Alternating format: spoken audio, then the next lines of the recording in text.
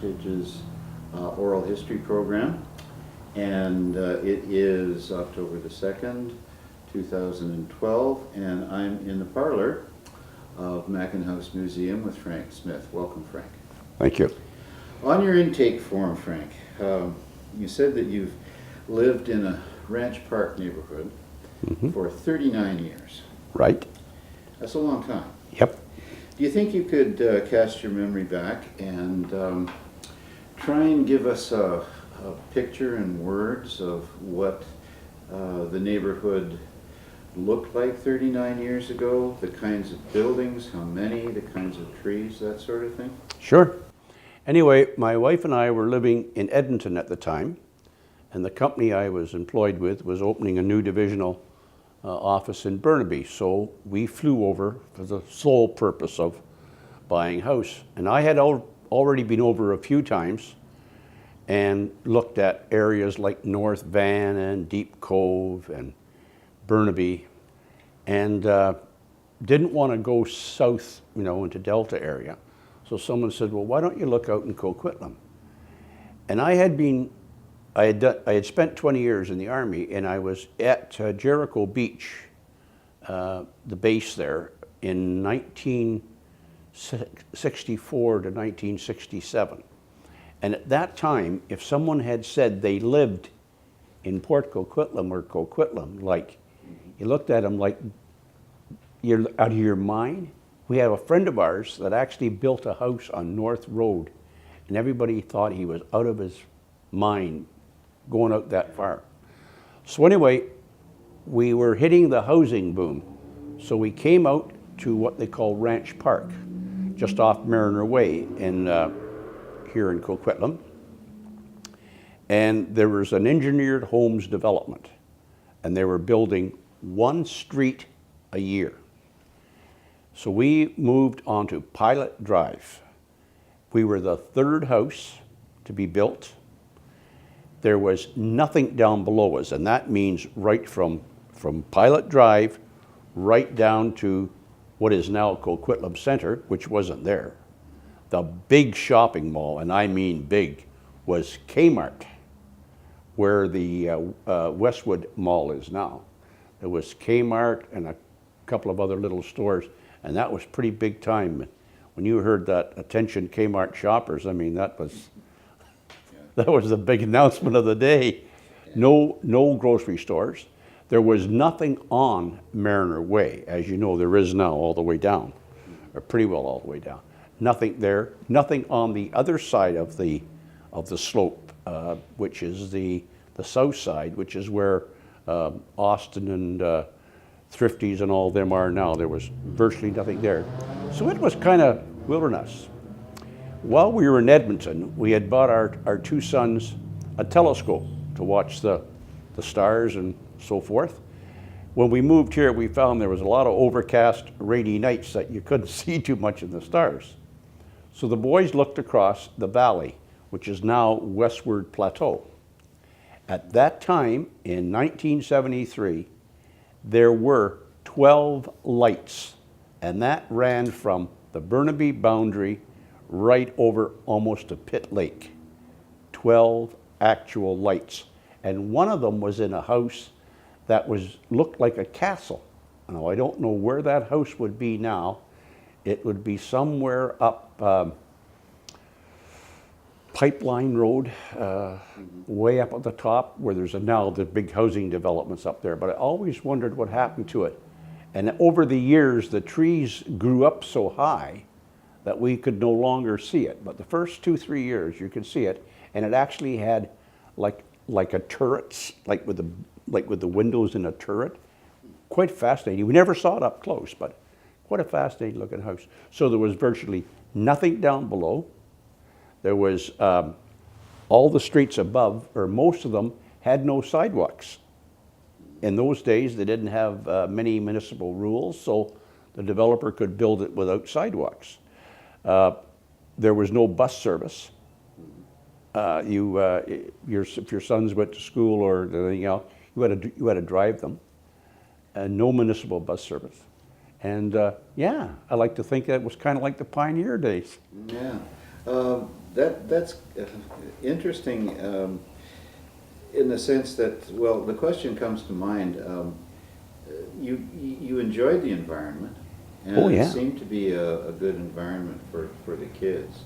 And you've mentioned a date here. It was '73, and you looked over to the Westwood Plateau, and you could see precisely 12 lights. That's a pretty rural environment.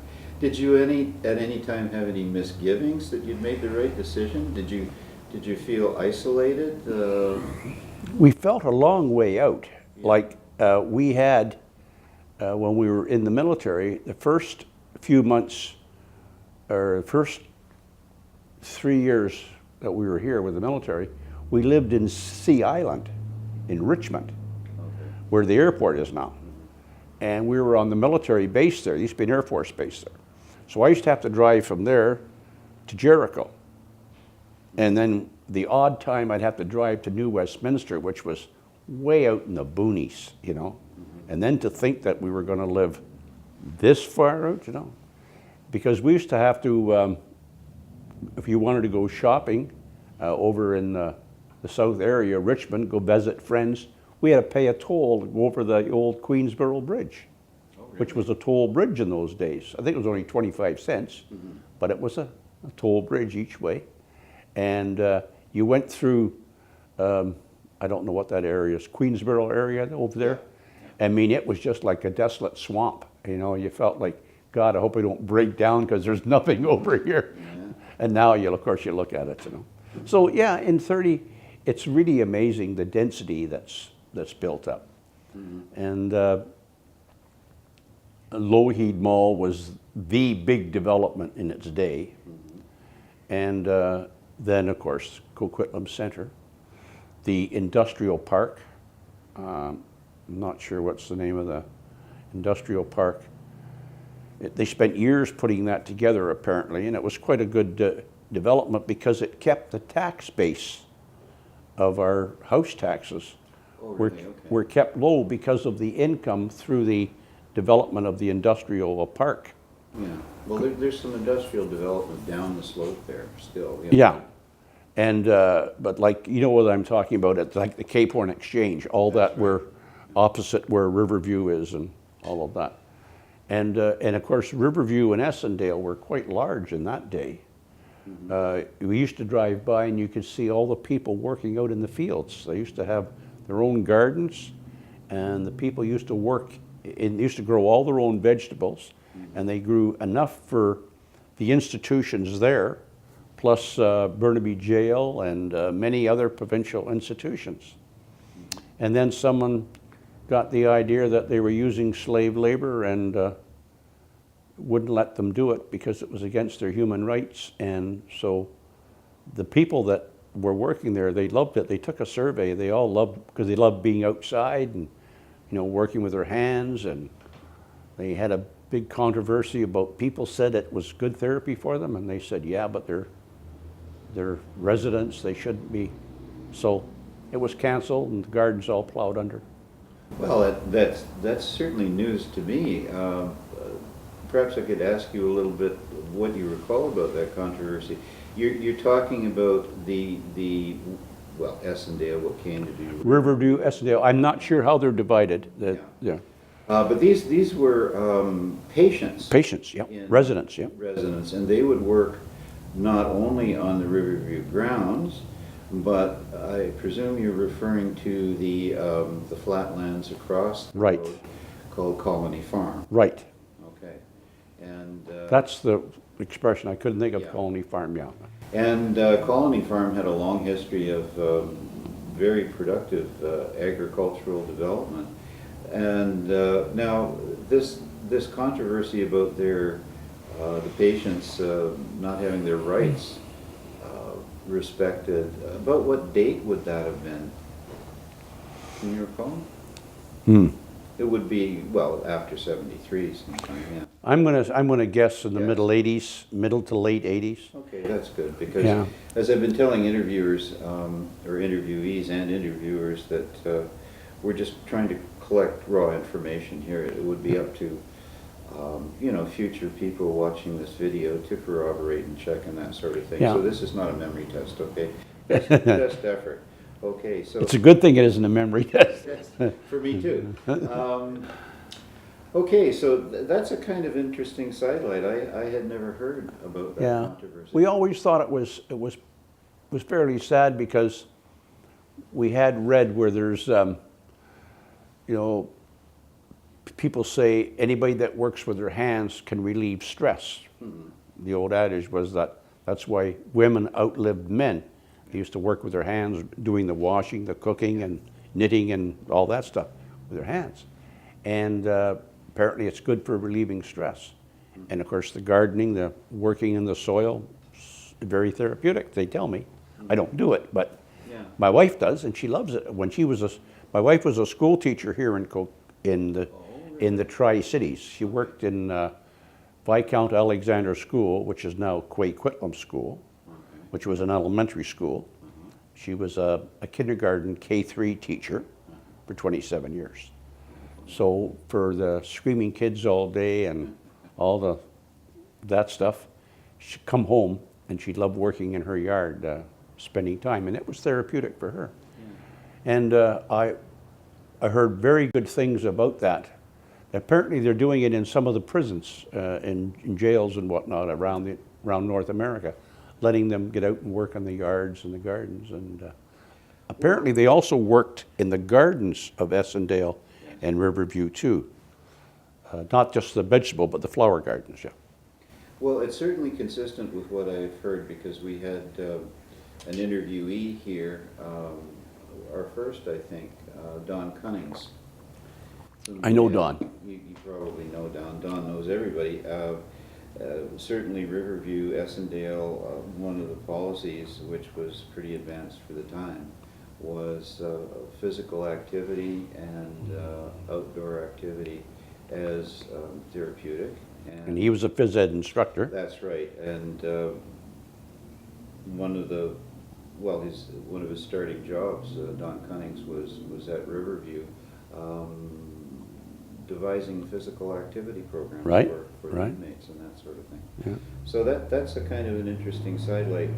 Back to the neighborhood, if we would, if we can do that. So you settled into a kind of rural existence. Right. You could see the stars, which I don't think you can do anymore in this neck of the woods because of the light pollution. Can you talk about any memories you have of when that environment, that neighborhood, started to become noticeably more urban, more crowded? Well, the building of Coquitlam Center, of course. Then we watched the Westwood Plateau just sort of blossom up street by street. You could see it go. We always thought one of the funny things was when they cleared the expo site and they sold it to Mr. Li Ka-shing, they turned out that there was a lot of toxic waste there from the old cooperage and whatnot on Granville Island. So the government and subsequently the taxpayers had to pay the $25 million to clean it all up. They transported all that toxic waste dirt to Westwood Plateau. Oh, really? And dumped it in there. And then of course when they started developing that, they found they had to take it out again. And and I'm talking like a lot of truckloads of dirt were dumped there. Yeah. Because they thought it was just wasteland. Turned out to be that turned out to be the biggest real estate development, I think, in the lower mainland or in BC history was Westwood Plateau. That's interesting, because I vaguely recall something to that effect when I was working on the Coquitlam Then and Now book. So all of this toxic landfill had to be removed, and what did they fill it up with? No idea. Yeah, okay. Not having been in that business, I didn't know, but we could watch, of course, that, and you were saying about the traffic density. Well, yeah, there's a lot of dump trucks running around now, hauling all that stuff out. And you started to see that, the only way into town. Being in Coquitlam was a blessing in the fact that you didn't have the bridges to contend with, like the Patello or so forth. but we did have the Lougheed Highway and the Barnett, which were the only two real main arteries you had to get into Burnaby or so forth, unless you took the freeway, you know. Yeah. The two big things happened in this area with respect to development, or at least two things. The modernization, if you will, of the Lougheed Highway and the opening of the Port Mann. Did you find it made much of a difference to your lifestyle, to your transportation, that sort of thing? Well, in many ways, it was good to, if you wanted to go into town, you could get on the freeway and, you know, get off, of course, at 12th or wherever it was there. But it certainly sped up that sort of thing. I don't believe the buses are ever allowed on the freeway, are they? The transit buses? It doesn't matter, but I don't recall ever, we didn't take the bus that much. But one of the things that they've developed, which I think has helped, is that big bus depot terminal right at the Lougheed Highway, right opposite the Coquitlam Center. Yeah, The park and ride sort of thing. Yeah, that's right. Yeah, they're a great thing. And of course, if they ever bring in the Evergreen line to Coquitlam, which I doubt will be in my lifetime, and then that's assuming I live another 20 years. I call it the Nevergreen line. And I think you're absolutely right. When I think of all the garbage that was discussed over that, and as you know, and I'm not going to get political, but as you know, the Guilford Street at the back of the mall was allowed with a land variance there in the center of the road, which was for the overhead rail, and that was never utilized. And as far, I don't know whether they're going to use it now, but we found that BC seemed to have a habit of, when they planned a road, they never looked far enough in the future. I'm not speaking of Coquitlam, the whole lower mainland. Never looked far enough ahead to allow an expansion. They let the buildings come right up to the roads, and now you can't widen it, like 12th Street, Boundary Road. They still, I don't think Boundary Road has been widened all the way yet, and that was being discussed when we were here in 1964. So that's 50 some odd years. And they've got it about 2/3 or 3/4. Burnaby and Vancouver couldn't agree on widening a road. Yes, that's pretty sad. That's been a constant theme between Port Coquitlam and you know, and Coquitlam and Burnaby. There have been these disputes over the years, very definitely. Back to the neighborhood. In these interviews, we have heard a lot about community in contrast to the kinds of social experiences that people have in Coquitlam now. Again, cast your memory back to when it was a fairly rural place and starting to develop. You said it was developed one street a year. Is that correct? Can you describe a sense of community there? Bring it down to something like, did you know your neighbors? Oh yes. Yeah. And who were they? Can you talk about them? Oh sure. Lynn and Ed Wills are our neighbors on the one side. Our other neighbors was Chuck and Pat. Name will come to me in a minute. We were just at their anniversary party with friends, but they moved into a house and they were a couple. We had probably the medium-sized house, and they had the smaller model. There's about 5 models available, and they had the smallest model. And they had been trying for about 11 or 12 years to have children and didn't have any luck. So they adopted a boy, Michael, and within the next year they had twin girls. You've heard that story before. So the house became too small for a family of 5. So they moved farther away. And we've had a couple of neighbors over then, but our other it was a good neighborhood, but it was interesting that you mentioned about the community and how it's changed. First of all, when we first moved in, it was all young families. Our boys were 12 and 14 sort of thing, and there was many of the neighbors had 2 and 3-year-olds, young families starting off their first house sort of thing, heavy mortgages, mostly one-car families. So if dad was working, the mums had a carpool to get the kids to doctor's appointment, dentist appointment, that thing. So that brought a certain amount of community spirit simply because there was no public transportation you could use. So you had to rely on your neighbors and friends. And they had block parties and dinner parties, and it was a nice area. It compensated for some of the other things. But then for ourselves, over 39 years, all the children have grown up, like Lynn and Ed's children have grown up, both married, moved away. My wife and I are empty nesters. And most of the other neighbors have, all their children are grown up and they're into the grandchildren now.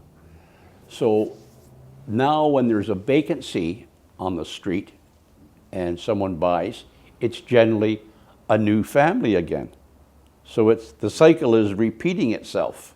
We're coming back to, which is nice, we're coming back to when my wife goes out walking in the evening, she's bumping into young families with baby carriages and little 2 and 3-year-olds. So it's coming back to the other circle again.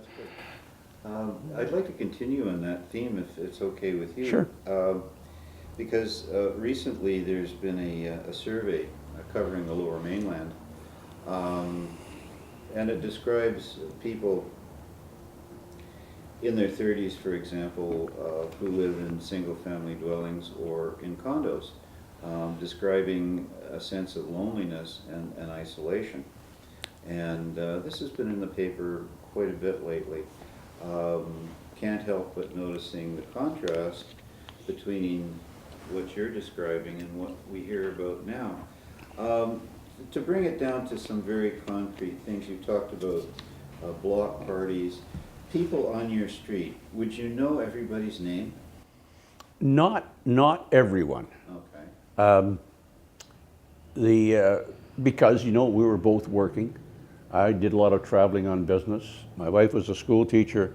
She'd come home, she'd have 2-3 hours working. We knew all the families of our friends, of our sons. Many of the people, they were in the Cubs and the Scouts and all that kind of stuff. And you get to know the people that were on the soccer team, the parents, whose turn it is to bring the bottled water for the kids to play soccer, and the typical soccer mums and so forth. There was people that canvass for different things and charities, and they'd knock on the door and say, "Oh, hi, I live on the next street, so and so." You get to know them that way. Functions, church bazaars and fundraising and stuff, you go to them and you start bumping into the same people. And with, of course, only one shopping facility, which was Kmart down below, you would see them in Kmart. So you bump into them. A lot of the people, it was, you knew them to say hello and hi, and but I find that people now are involved in so many other organizations, and both fraternal and church and whatever. Like my wife and I are now both retired, and I don't know where we ever got time to do all this stuff before. We're very active with Dogwood, the seniors facility, Okay. which, as you know, is 2,700 members. It's That's right. very, very big and very active. Yeah, I work up there, and we've got so much. There's so much going on, and of course now we see the parents with the little children. Well, we don't have any of those little children, so you don't have the same, like you nod to them and say hello, or as they're walking by pushing the baby carriages, but you don't have anything in common with them now to go over and talk with them. Yeah, just to continue with the community theme, because people in the future watching this video, I know there will be certain questions on their mind on this theme.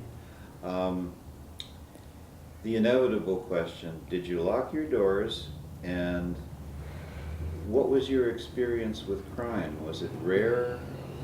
What kind of crime and policing situation did you experience from the time that it was rural until it was developed? When we first moved there, I would say, well, you know, I had spent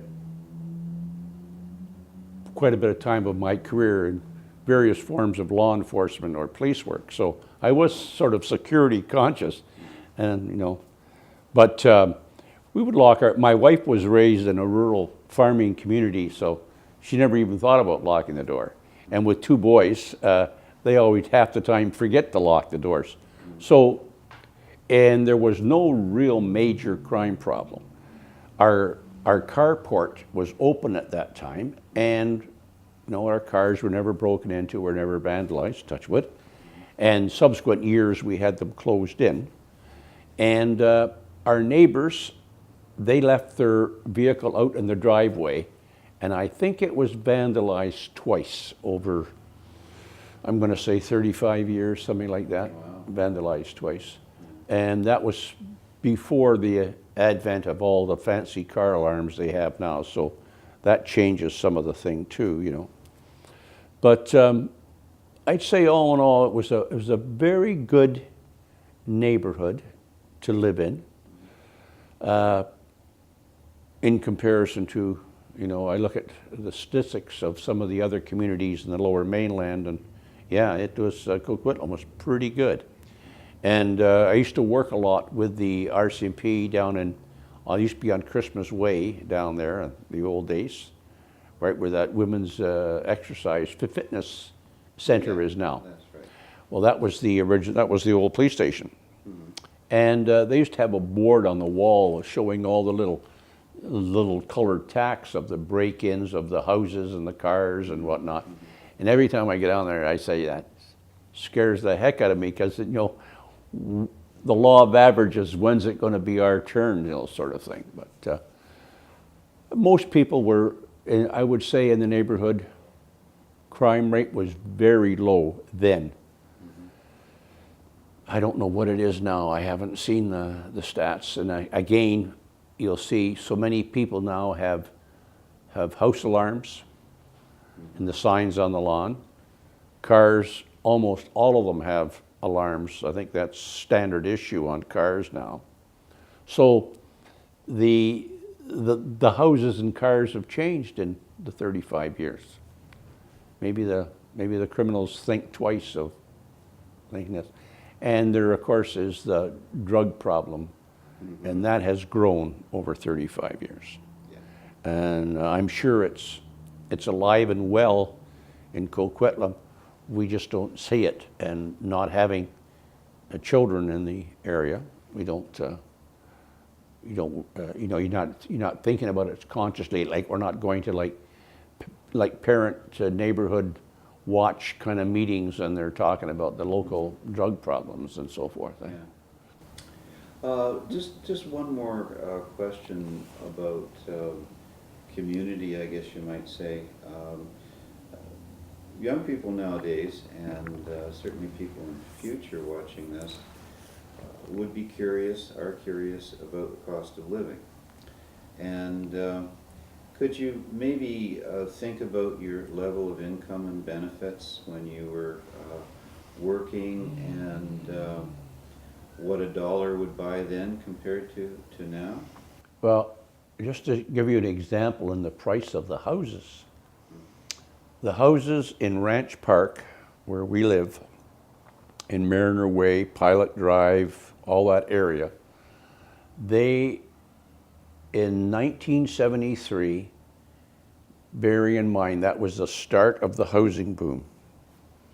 These houses were running from $39,000 to $47,000, $48,000 in that area. Those houses today run in the 700 to 800,000. So yeah, quite a change. People's income working, I'm trying to think of what wages would be. I'm going to say probably a good wage then probably would be 10, 12,000 a year, something in that neighborhood. That would be consistent with my Yeah, information, yeah. and so you know, of course, it would vary the types of jobs and so forth, and you know, cars, everything was in comparison. You know, I'm trying to think. You know, you could probably get a nice car, $8,000, $9,000, $10,000. You know, Yeah. pretty good size. So if I can paraphrase, the people in the neighborhood and of your acquaintance were generally satisfied with the balance between the amount that they were bringing in and the amount they had to, you know, lay out for food and clothes and that sort of thing? Well, generally speaking, it depended on lifestyle. Like we know young couples that moved into that area, and you know, everybody took on a mortgage, 25-year mortgage sort of thing. So you had mortgage payments. If you had children, there's the expenses of children. We didn't have to buy them $300 Nike running shoes like they do today, but you still had to buy them things, and it was all comparative as a part of your salary that you had to spend. But a lot of the young people that they used to say it was part of the me generation. Like they still wanted the trips to Hawaii and Mexico at Christmas and Easter. They still wanted to go to Europe backpacking in the summer. Well, you know, they were just starting out. Some of them didn't have a family yet. You know, I guess my wife and I were raised in a different era and a different climate that, you know, you had to sort of save a little bit, you know. But a lot of people, it was like, I want it now, you've got a credit card, I can run it up, I can max it out. So those people, we had quite a few of those not right in our street, but in that neighborhood. And it was only a few years, and some of them started to move out because they could see they could make a profit on their houses. Those houses now were going up to 75 and 80,000. So a lot of them were selling their houses and either moving out to Abbotsford, Chilliwack, or moving into an apartment. Yeah, moving on up, as they say. Yeah, moving on. In that respect, they were, you know, taking their money and run, because in most cases they needed that money to pay off their Visa and MasterCard, you know. So I think people now are probably, from what I hear, financially, they're starting to pay more attention to their debt load and so forth. Mm-hmm. And I guess, I don't know if I answered your question the way. Oh, absolutely. But it was, you know, it was nicer to have the money and then go on that trip when you didn't have to put it all on your charge card, you know. Yeah, okay. Yeah. Now, if I could shift to occupation and career, in your case, Frank, for a moment. You mentioned, well, I know you've had a career in the military. Right. You mentioned traveling on business. Right. You mentioned law enforcement. That sounds like a kind of interesting career path. Can you kind of give us an outline of your career path before you retired? Okay, well, if I could just go back a bit, I was born and raised in Toronto, east end of Toronto, and when I was, my 17th birthday was in September, and the Korean War had just broke out. Now, I came from a military family. Both grandfathers, my father was at Vimy Ridge, my uncle, and my grandfather at Vimy Ridge. And then all my brothers, brother-in-laws, everybody was in the military in World War II. And my sisters were all volunteers at the active service canteen they used to have in Toronto there. So it was sort of like the thing, like you're only 16, but what are you, a draft dodger, you know? Yeah. Anyway, so there was nothing, I was too young, of course. So when the Korean War broke out, I was 17. So I got my parents' permission, and 2 weeks after my 17th birthday, I went up and joined the Canadian Army. And I subsequently served in Korea, Egypt, Cyprus, Lebanon, I did 20 years, but I was, after my first few years, which was infantry, airborne, I decided to go into the military police, which I did. That's the law enforcement. And that's where I started law enforcement, and we took the courses with Attorney General's police colleges, all the police forces, Calgary, Edmonton police forces, and RCMP training. And then I finished my career the last few years when they formed the Canadian Airborne Regiment, which was that elite regiment that subsequently was disbanded in Somalia. Okay. And so I took my release and I went as a training officer for university police. That was when they were having all the problems at the university in 1970, all the rioting and problems at the university. Okay. So they wanted to form university police. Yeah. So I became their training officer. And just as an example, the University of Alberta, Edmonton, had the third largest police force in the province. Oh, really? 154 or 155 something. Yeah. So it was that was pretty serious stuff because they were, they were starting fires in buildings and protests and so forth. Remember, they used to call the road up to Simon Fraser the Ho Chi Minh Trail and all that stuff. The university police. So, and of course, the kids were doing all the protesting, much like they're doing now with that Occupy Wall Street kind of movement and the student movement in Quebec now. I guess it runs its cycle. So after that, I decided to take a break and go as a administration officer for a large international company, which is how we got transferred out here, Canadian Hilti, which was in construction and manufacturing, all that. And I have no knowledge of that, but they asked me if I could push paper. Well, I had done that from the military. Yeah. So I did that for a number of years, and then they wanted me to transfer to Toronto. Well, I didn't want to go, so I left there, and I went, and they formed a welfare investigators fraud group here in the province and internal frauds and that. So I did that for 15 years. And that's how we were working with the police all the time, constantly laying criminal charges and people collecting under like 80 names and this kind of stuff and running around and ripping off the system. And then they started to loan me to other government agencies to work on internal frauds where people on the payroll that had died or quit years ago, and they still kept them on and collected their, so it's kind of so then I worked with them, and I got to the milk board because they were a Crown corporation, and just as I was going over to do a job for them, they privatized them.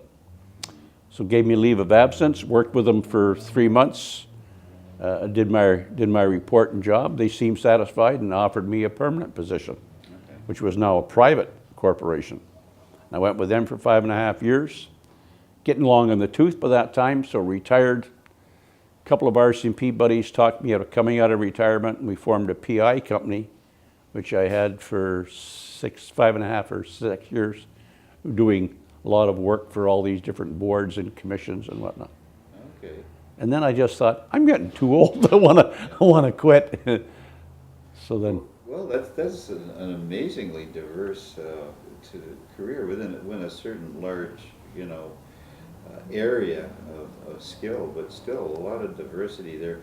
I might mention that just for the sake of our younger viewers in the future, that the Ho Chi Minh Trail refers to the Vietnam War, which mainly concentrated from 1965 to 1975, and the Ho Chi Minh Trail was the major trail that the North Vietnamese Army used to move troops and materiel. Yep. So certainly the road up to Simon Fraser, being called the Ho Chi Minh Trail, was quite a sarcastic It was. Yeah. And because of their left-wing socialist leanings, that was the assumption. That was the assumption. And they had when they first started it, many of the professors were from the United States. And many of them came to Canada to avoid the American draft. So the story goes. I know there was a lot of American professors up there and associate professors. And now whether this is true or not, but they say that because of so many of them, and that was the anti-war sort of protest movement, and they were, shall we say, left-wing leaning thing, so hence the term of that it was a left-wing university, hotbed of anti-war protesters, and so they named the Ho Chi Minh Trail. Yeah, and just one more reference for our younger viewers. Long in the tooth means getting older. Yeah. And probably approaching seniordom and thinking of retiring. Frank, you are a veteran of the Korean War. Yes. And I know that you have been very active in remembrance. Yes.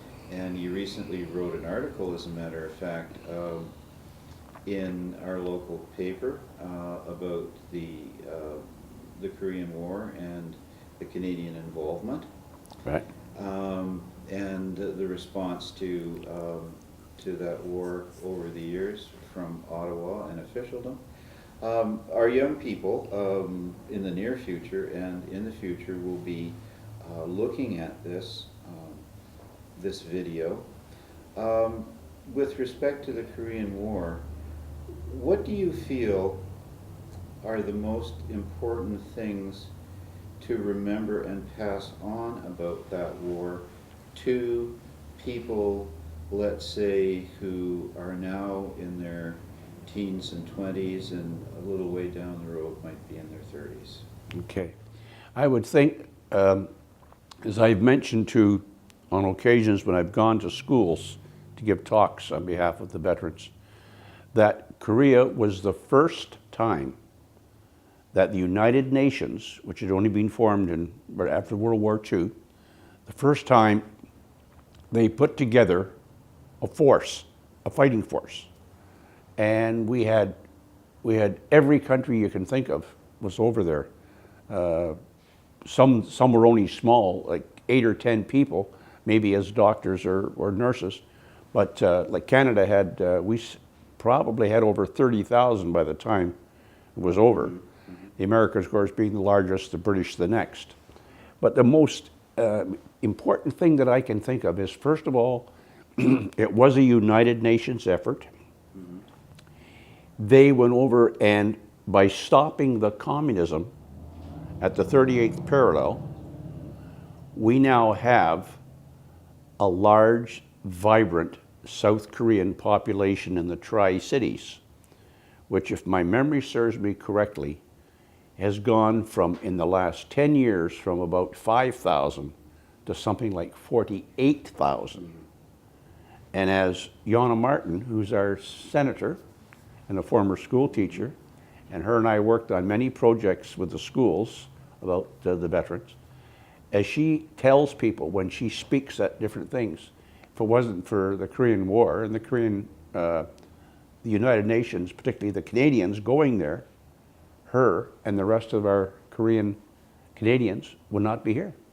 Mm-hmm. And as you know, we have the Hosin Village down at North Road, large, vibrant community. And so I guess in that respect, we proved that by going there, stopping communism, allowing democracy to flourish in South Korea. It's now probably either the number 1 or number 2 economy in all of Asia, other than China. Look at the Hyundai Corporation and everything, you know. The people have a democratically elected government, and you look at the people of North Korea, who are under dictatorship and virtually starving to death, you know. So that's right. It's kind of a living picture of what works and what doesn't work, mm-hmm. You know. And I'm certainly glad you brought the past, as we call it, up to the present, because if I can, supplement what you're saying, nobody gets in and out of North Korea. Oh, no. And whereas people are free to pursue their economic activities in South Korea, and you're saying that, you know, that's one of the reasons why we have a community. Again, for future viewers, it's safe to say, I think, that in a formal sense, the Korean War is not over, is that not? No, it was never, it was just a ceasefire. That's right. So it's never ended, but if I have a minute to give you a little bit of what I thought is a little irony. About 3 years ago, I was in hospital and I had to have a major surgery on my stomach. Had half my stomach removed.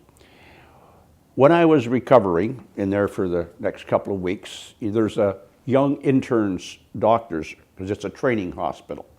And they're traveling around, coming into your room and interviewing you and doing little diagnosis things. It's part of their training. So this, I had a group of 3 that used to come almost every day. A young lady and 2 young men. And the one young man was, I found out later, was Korean. So after about a week, he was going out of the room and he turned to me and he said, you're a veteran, aren't you? And I said, yes. He said, I'm from Korea. I said, fine. He said, I'd just like to tell you, he said, my family was in North Korea. He said, when the war started, his father was single. He fled. His uncle and his grandfather, they had family there. They had a stay, and they were overrun, of course. And the grandfather was taken away. They never saw him again. And the doctor's father joined the Korean Marines, and a couple of years later, with the United Nations, including the Canadians, pushed back across the border, liberated the village, the family got out. Then this young doctor's father came to Canada, opened a mom and dad grocery store in Montreal, and the son got a scholarship, and he was a doctor treating me. Wonderful story. Yeah. And yes, the past, and I think this is in the spirit of these videos. The past is very much alive. It never goes away. Yeah, and who would have ever dreamt of it? You know, that's Exactly. yeah. Exactly. I always thought that was a bit different. Yeah. I think our time is running, you know, close to the end here. Frank, is there anything kind of overall that you would want to communicate or add to what you've said?